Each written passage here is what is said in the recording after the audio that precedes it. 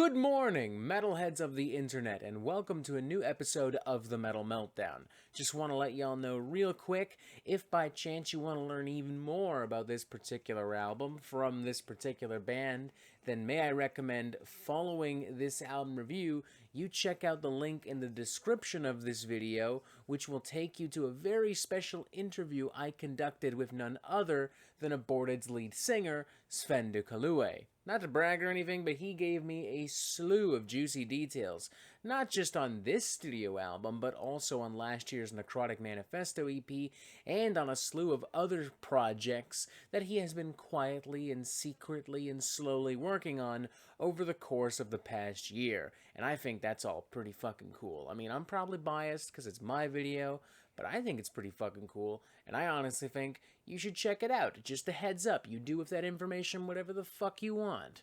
Now, with that out of the way, let's officially get started talking about ManiaCult, the 11th studio album from Belgian death metal crew Aborted.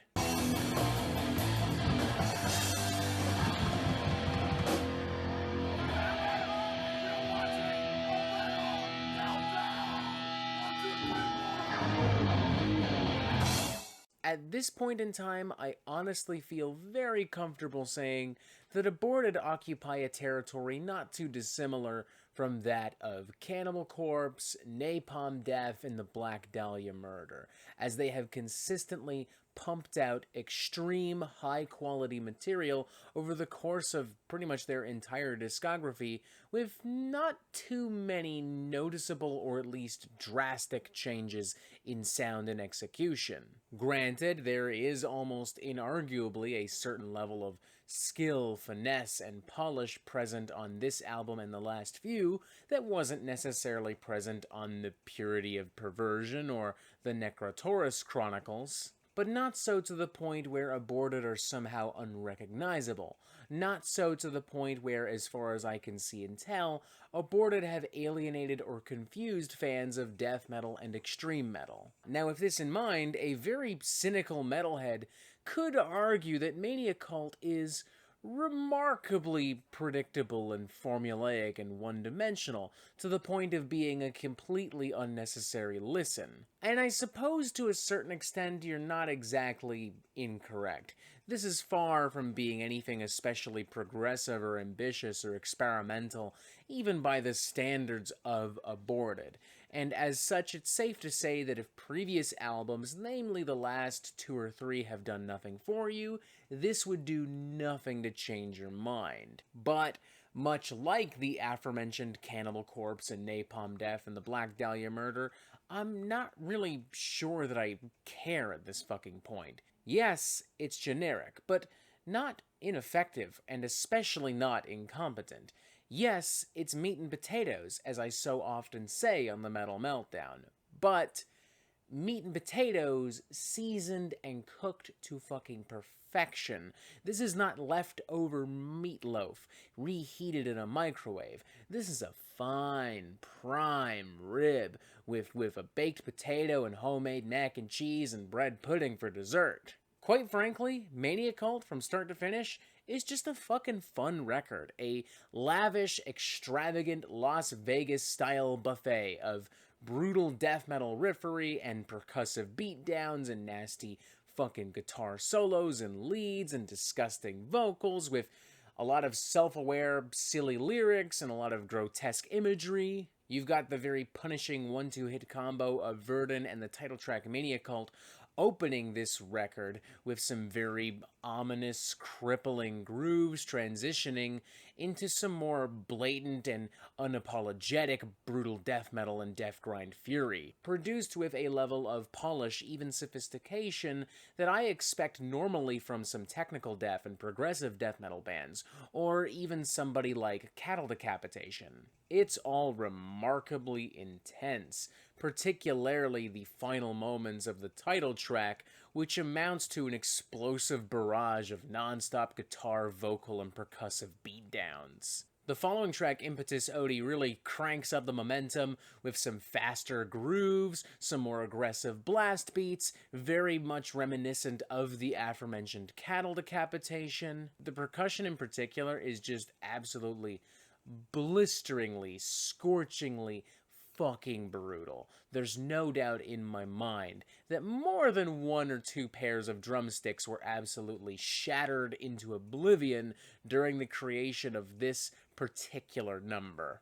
Hell, I imagine at some point not just drumsticks, but drum kits were practically snapped away Thanos style, fading and melting into dust and disappearing as if they were never really there. I gotta say though, one of my favorite tracks on the record has gotta be Dementophobia, as we see the band getting a lot more comfortable, not just bringing in some of their more tongue-in-cheek and self-aware lyrics, but also bringing in some more guitar-centric melodies and harmonies, almost bringing in some flavors and elements left over from the more melodic records from Carcass. It's filled with wild, swinging, rambunctious energy, a ton of chunky riffs, a little bit of thrash metal momentum peppered in here and there for the sake of contrast, for the sake of just plain old badassery, with a very close runner-up being The Folly of the Gods, the album's surprisingly epic and melodramatic closing number. I mean, don't get me wrong, this is still very much an aborted track, but there is something a touch more expansive and powerful about this in comparison to something like, say, Drag Me to Hell. I don't really have any major complaints for the record. I do think that Sven's vocals could probably be a little bit better produced and presented, you know? It often does boil down to just a lot of, like,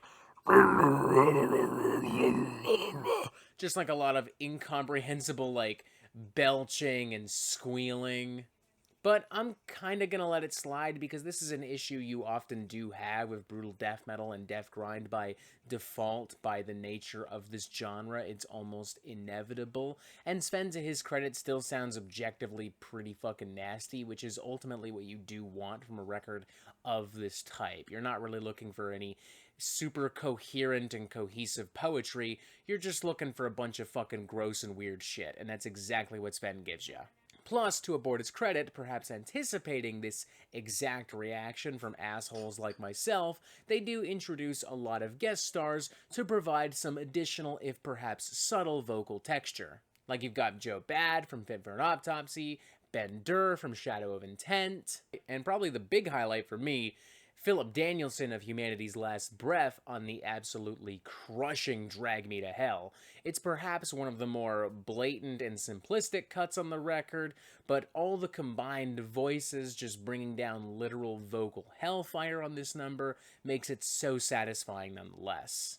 I'm going to give this an insanely, ridiculously, over-the-top enthusiastic 3.5 out of 5.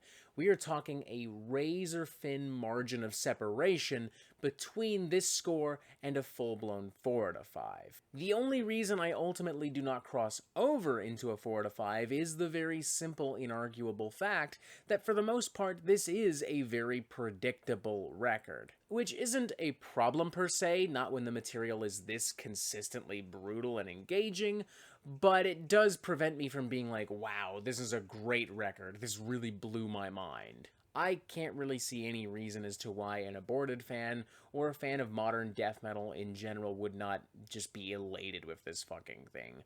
I can picture older death metal fans being kind of upset as the band kind of continuously ups the production value of these records, as the band continuously strays from the more classic kind of raw death grind that they originally were known for. But, the material's been so consistent, and by this point you should know who Aborted are if you are familiar with the genre, that at the same time I feel like these fans would very likely just stay away altogether and not waste their fucking time. As far as I'm concerned, 3.5 out of 5, a bloody fucking good time. Definitely check this out if you're just looking for some pure fucking sonic death metal devastation. And that is it for the Metal Meltdown. I'm not an expert, nor do I claim to be, so what do you think? Do you like this record? Do you not like this record? And what do you want to hear from me next?